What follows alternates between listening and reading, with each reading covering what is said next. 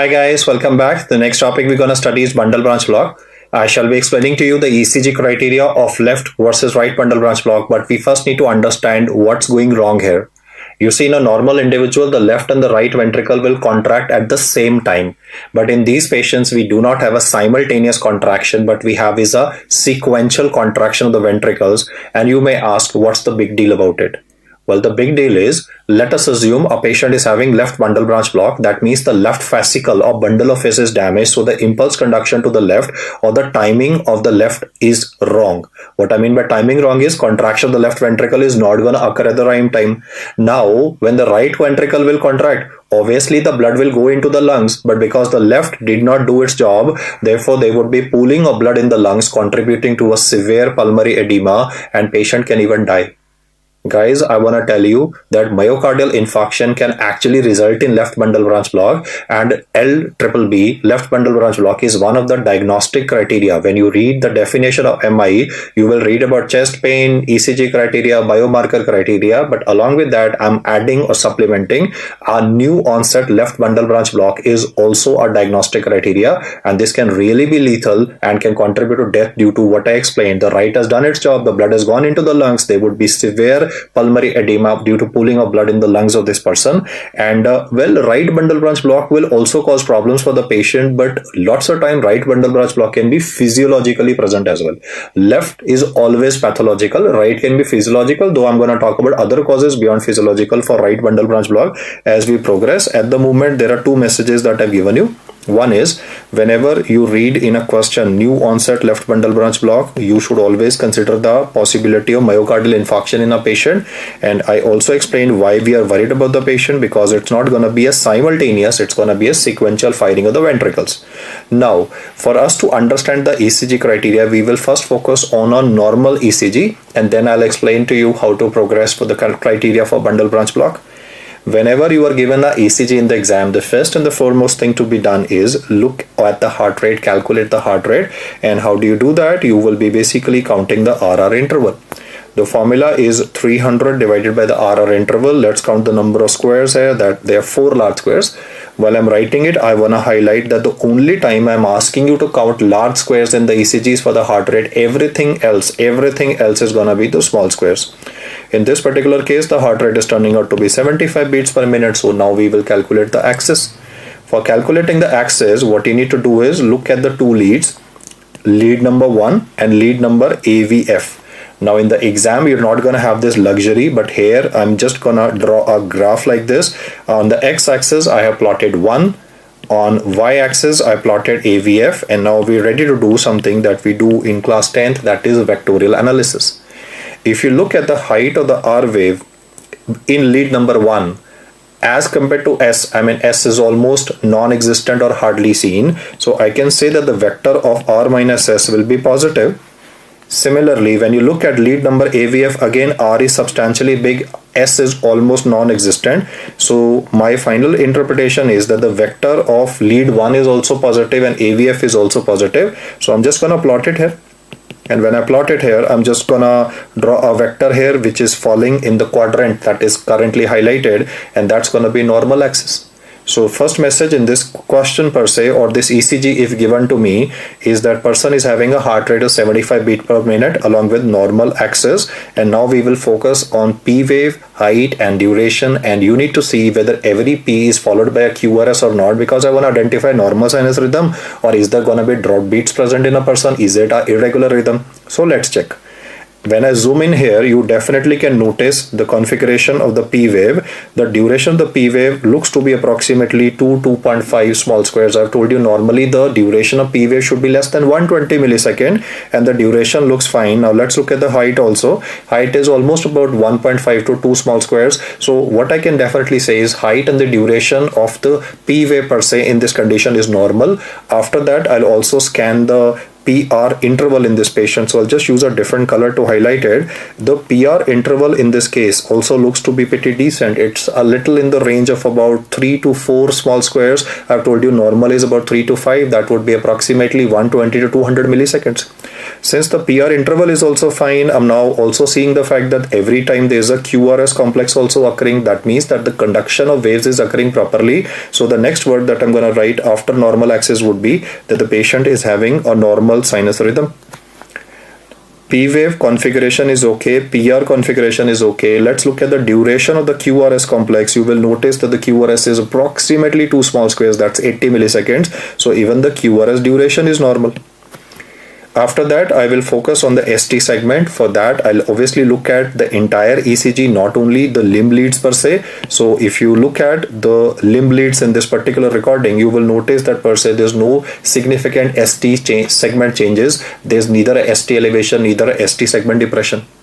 I also want to tell you that it is important that you always check out the Q wave, especially with respect to bundle branch block.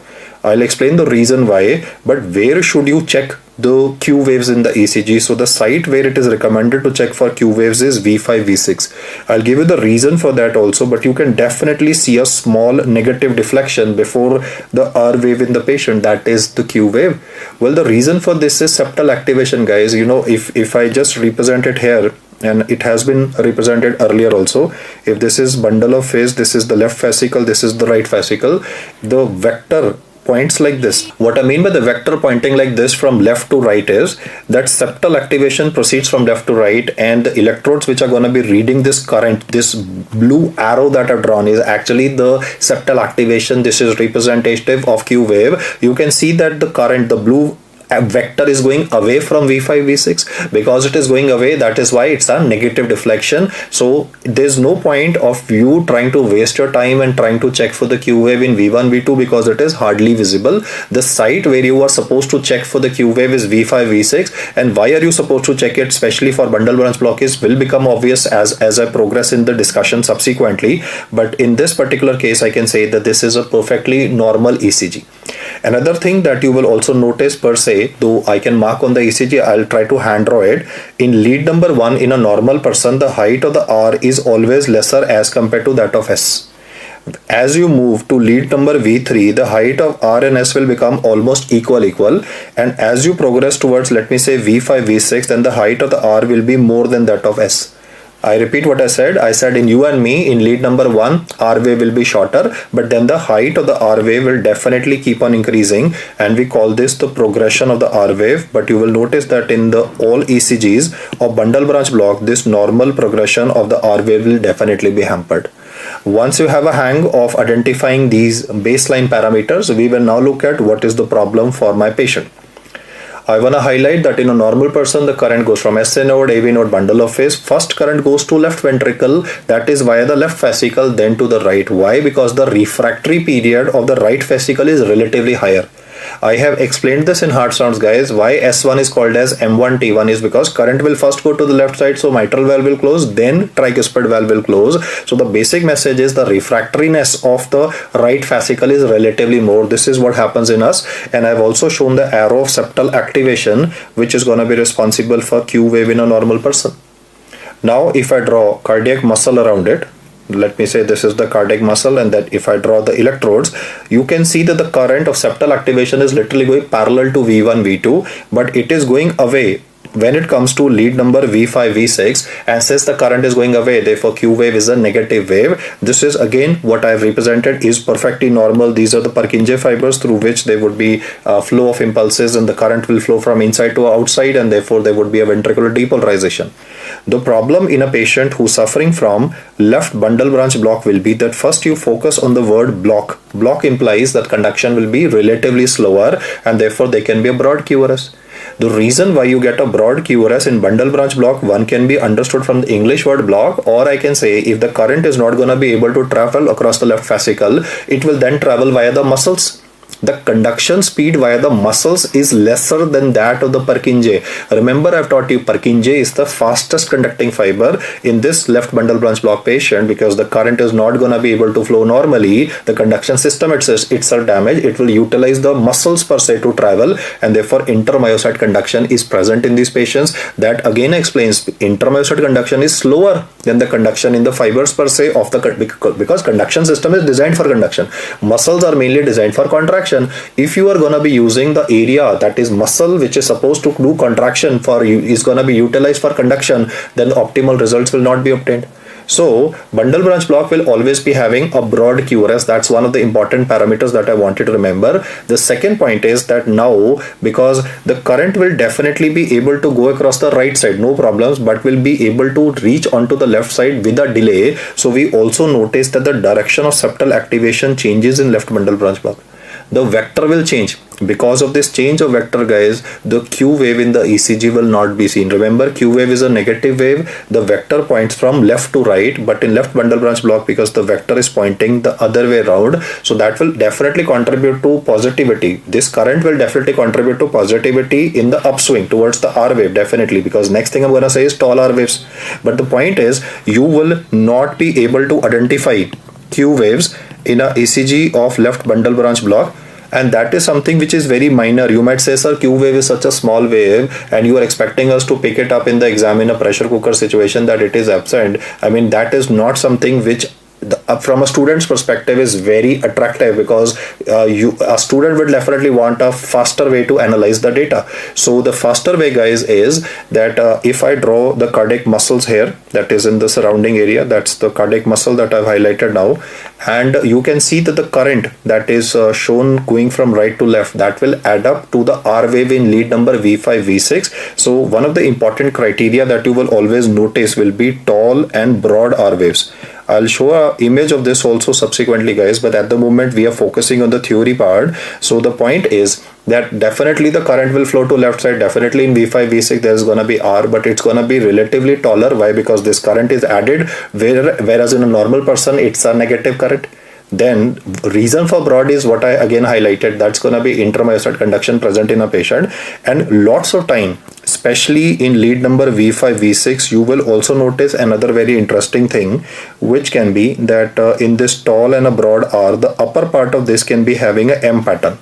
This M pattern is basically signifying a sequential contraction of the ventricles. It is highlighting the fact that both of the ventricles are not contracting simultaneously. This rabbit ear appearance or a M pattern, I repeat once again, this rabbit ear appearance slash a M pattern may not be visualized in a ECG that we commonly see in a government hospital, because you see it is so misused that the ink blots on the paper, the quality of the paper is bad. So don't rely on especially this M pattern that I'm saying, rabbit ear appearance. This is one of the features in the textbook, may not be visualized. You need to focus on very tall broad waves present in this patient. And the next thing would be that because this current is going away, you can see the current that I've highlighted with a dotted fashion around the area where the left bundle branch damage is present. Therefore this current which is going away will also contribute to a relatively deep and a broad S. Now we do get a S wave in lead number V1, but this is going to be relatively a deep and a broad S. And if it's a good quality ECG, again in the downswing of the S, when it's going to end, you might again notice that notching, that is rabbit ear appearance or a M pattern present.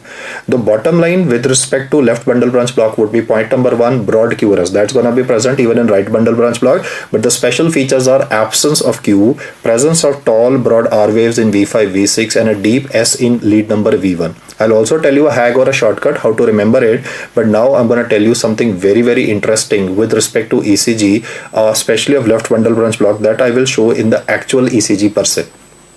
You will always notice, as I highlighted, presence of deep and broad S waves in lead number V1, V2. You can see how deep and broad deep S wave per se is present. Now you will notice that whenever you are evaluating the ECG of a left bundle branch block patient, there will also be ST segment changes. And the surprising thing about these ST segment changes, why those ST segment changes come, is because again depolarization of the heart is defective, so repolarization abnormalities will also be seen. We will always find that in any person who's having this left bundle branch block where the S is relatively deep, ST segment will be relatively going up. I have currently highlighted a magnitude of ST elevation. You need to remember that the ST changes that occur in bundle branch block are opposite. That's the word. The ST segment changes that occur in bundle branch block are actually opposite to the predominant vector in the lead per se. Like in lead number V1 and V2, S per se is negative. That's negative vector. So there's a ST elevation that has been documented here in both lead number V1, V2. Let's progress further.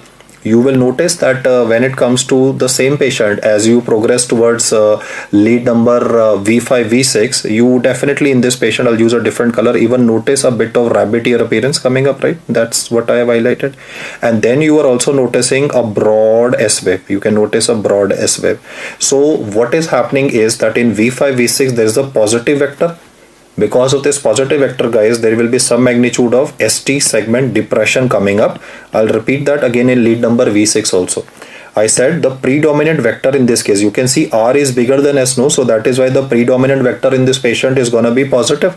And because of this, there's going to be some magnitude of ST segment depression that I've highlighted in both the situations. Guys, why I am being vocal about this is because normally I'm going to teach you a condition in which either there is going to be ST elevation in the ECG or ST depression. This is the only ECG where ST elevation and ST depression is present in the same strip. I repeat the fact once again. Guys, please appreciate, normally when you see a ECG, like for example in myocardial infarction, either there's going to be ST elevation or there's going to be ST depression. No, it's not that in few leads ST elevations, few leads ST depression. In bundle branch block, this is actually the only example where in a single ECG you can see both ST elevation as well as ST depression, which I marked out in red before you. You will notice that in V1, V2 the predominant vector is negative, so ST elevation. And when it comes to predominant vector in V5, V6, it is positive. So ST depression present. This is the only example I highlight once again where you will read in the question ST elevation and ST depression in the same ECG strip. The technical term that is used for this is called as discordant ST segment changes.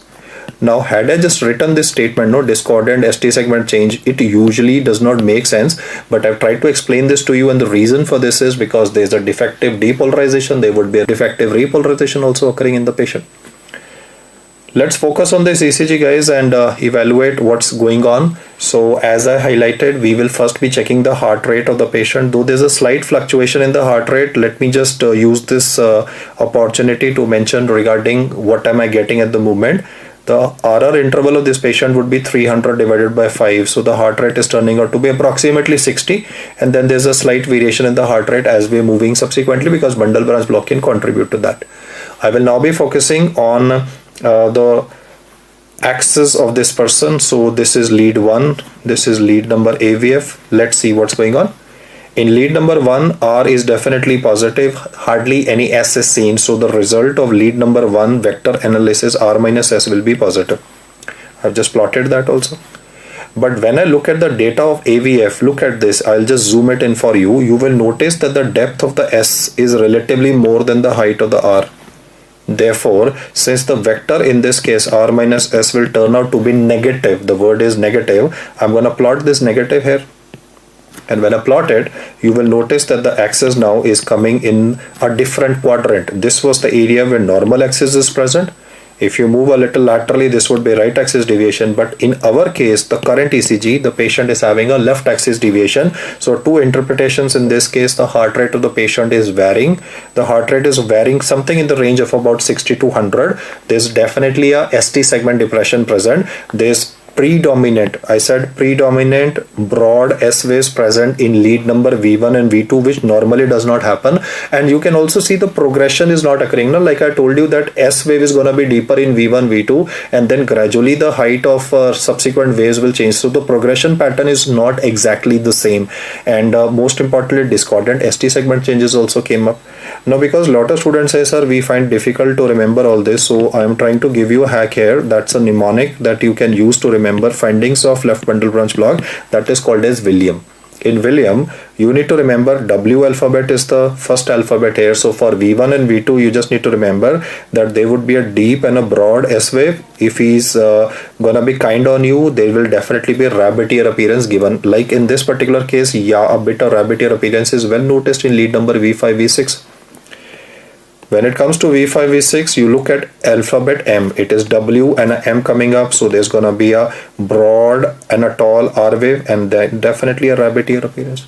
So if you just get the first and the last alphabet right of this word William, you definitely will be able to get the facts right. I mean, that's just a small hack that can help you in cracking the question. The most important thing about identifying bundle branch block would be that don't go for rather absent Q waves. Though I told you in the beginning, because that is how it is given in the textbook. I mean, absent Q wave is something that is difficult to appreciate because Q itself is very small. So we will look at the gross changes which are present here, and over and above this, wherever you will look, guys, you will always notice that the person is also having a broad QRS. I have said this in the end because when I say the word block, not that I'm talking about any bradyarrhythmia, I'm just saying whenever you focus on the English word block, it basically means slowness. And this slowness is what is reflected in the ECG. So all the features that I've highlighted earlier are well documented. Let's just quickly recall the findings that are seen with respect to bundle branch block of the left side, and it is one of the important diagnostic criteria for acute myocardial infarction as well.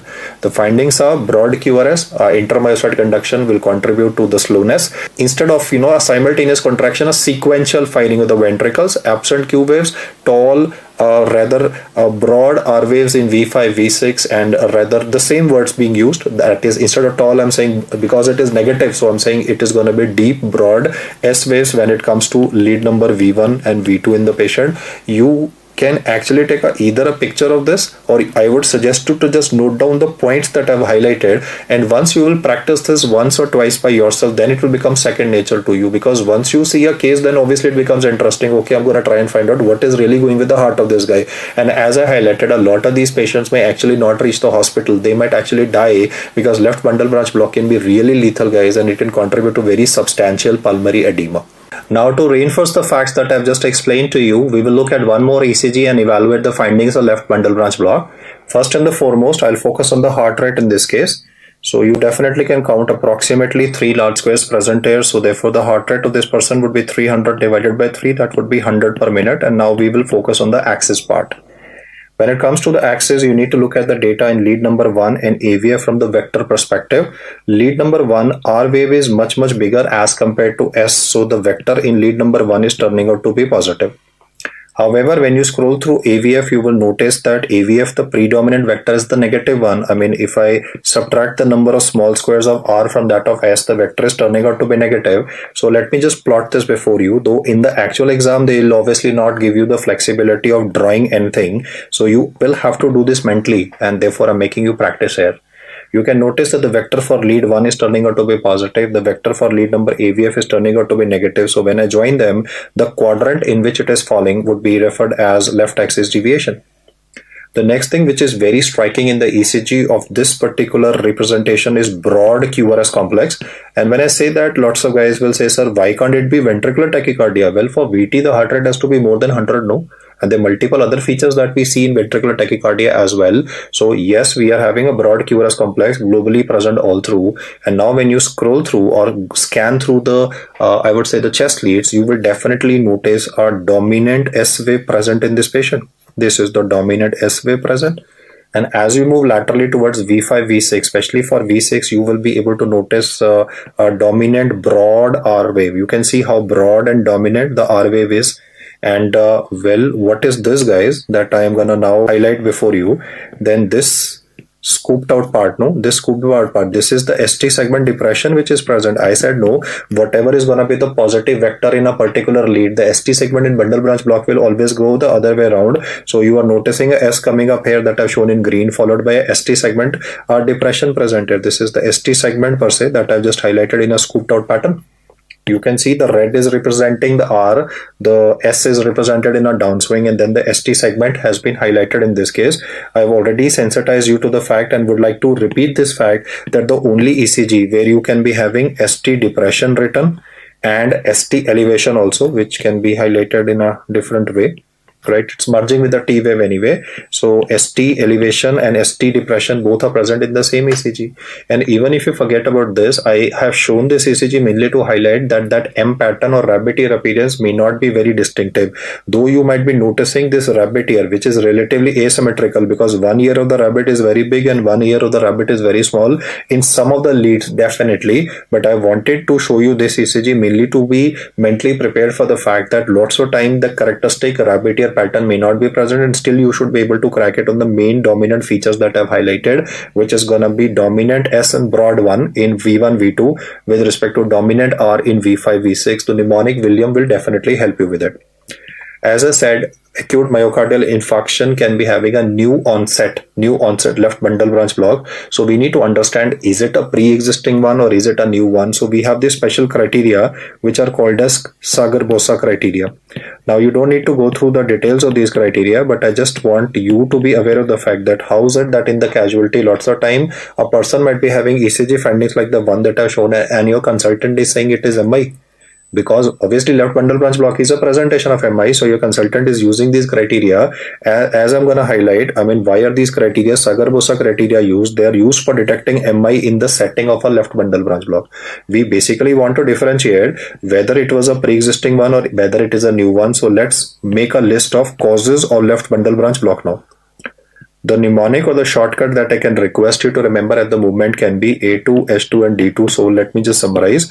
A would be standing for valvular aortic stenosis and anterior wall MI. Obviously anterior wall MI is where the discussion started from. S2 would stand for hypertension as well as hyperkalemia. Please remember that fact.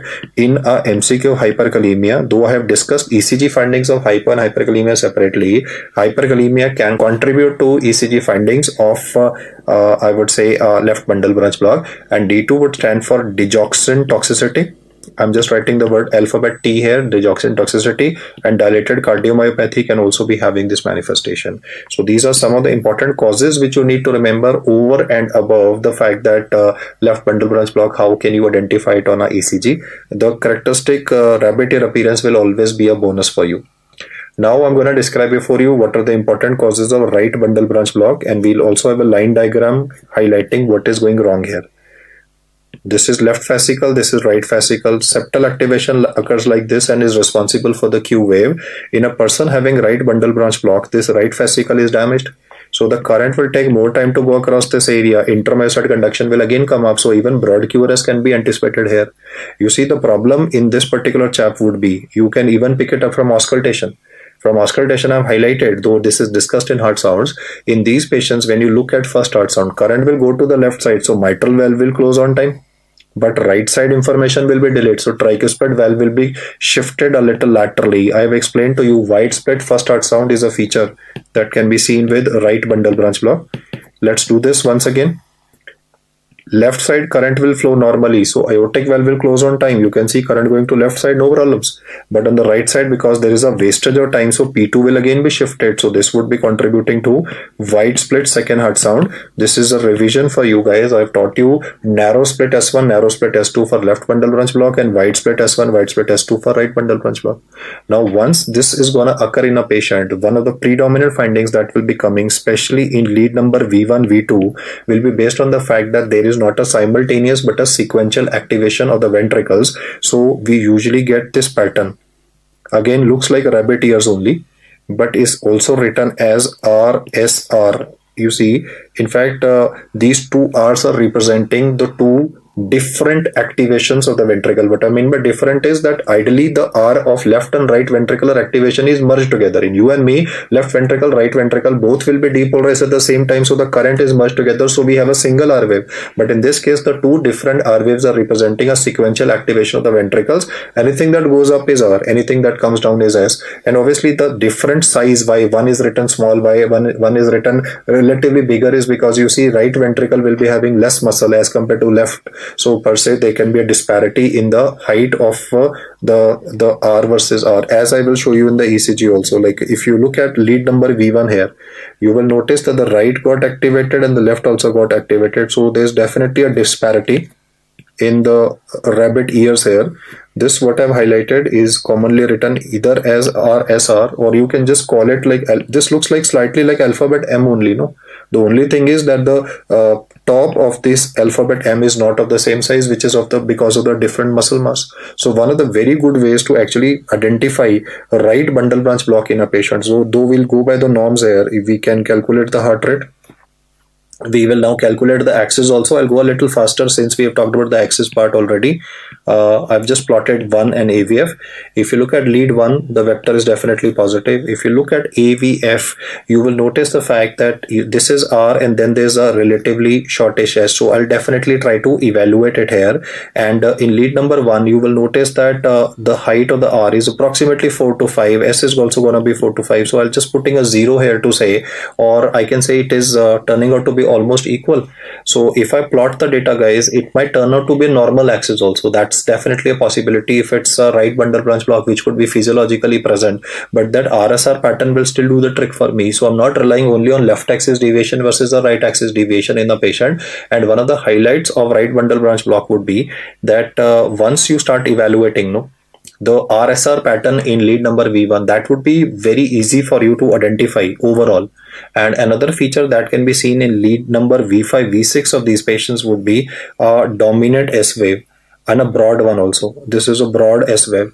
Now, why that is important, the dominant S at the moment? Because earlier I was teaching you dominant S in V1, V2. No, that was for left bundle branch block. But now I'm gonna teach you dominant S with V5, V6 for a right bundle branch block. And initially, this might cause a bit of problems for you to remember. But as I will make a table before you, things will become relatively simplified. Let's make a list of causes of right bundle branch block, and then we will compare the ECG findings of the two. The predominant ones that can be worked out in a under 1 minute question.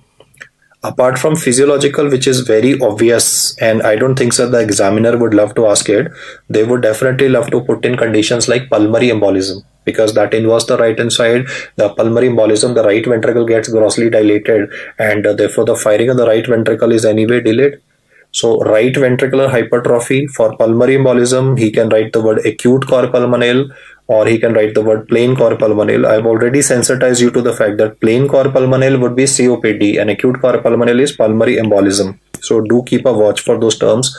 And then could be obviously ischemic heart disease, then can be rheumatic heart disease, long-term rheumatic etiology. If somebody is having mitral stenosis, then back pressure changes can involve the right side of the heart also. There could be pulmonary artery hypertension developing in the patient. So these are some of the etiologies for right bundle branch block, where especially I want you to remember terms like COPD written, or maybe massive pulmonary embolism written. That should definitely alert you to the fact that the right side of the heart is involved. Now I will be comparing the important findings in the MCQ of left bundle branch block versus that of right bundle branch block. So you can just do this activity with me for lead number V1, V2, lead number V5, V6, because that is where the changes would be. For V1, V2, as I highlighted, there will always be a dominant S wave. But when it comes to right bundle branch block, where do you get dominant S wave? V5, V6. How to remember it? V1, V2, if it's going to be dominant S wave, you can remember either of the two, no? And then you can just reverse the findings. For when it comes to V5, V6, there would be a tall and a broad R wave. And lots of time that rabbit ear appearance if present will definitely help you. Along with that, there will be absent Q waves in the ECG. There would be discordant ST segment changes.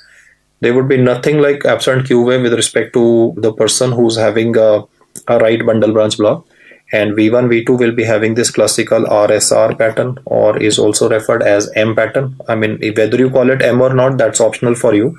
And that can help you remember the facts. In fact, the mnemonic that is used and is available all over the internet is William and Marrow. So the words that you can be using are first alphabet and the last alphabet, no, for William and Marrow per se. So left bundle branch block, the first lead, that would be, as you can see, going down. W is going down. So that is how you remember a dominant S with that stuttering. That is the every time these rabbit ears are coming. No, what are they signifying? They signify what was actually told to you in the starting of this lecture. That is going to be a sequential activation. So if you get these facts right, especially if I usually find most guys are able to relate to this topic very easily with help of the mnemonic itself. And the reason reason why I've discussed this topic is mainly for the causes and the lethality with respect to left bundle branch block, and also to make you remember the fact that whenever you read the word new onset left bundle branch block, because even if he does not give you the ECG in the exam, if he's just saying the word new onset bundle branch block, then watch for myocardial infarction diagnosis should always be kept, because if it is new onset, then obviously the left fascicle has been damaged. So these are the details that I would like you to remember for this topic. Thank you so much for hearing me out, and keep hammering, keep learning, guys. You'll do great.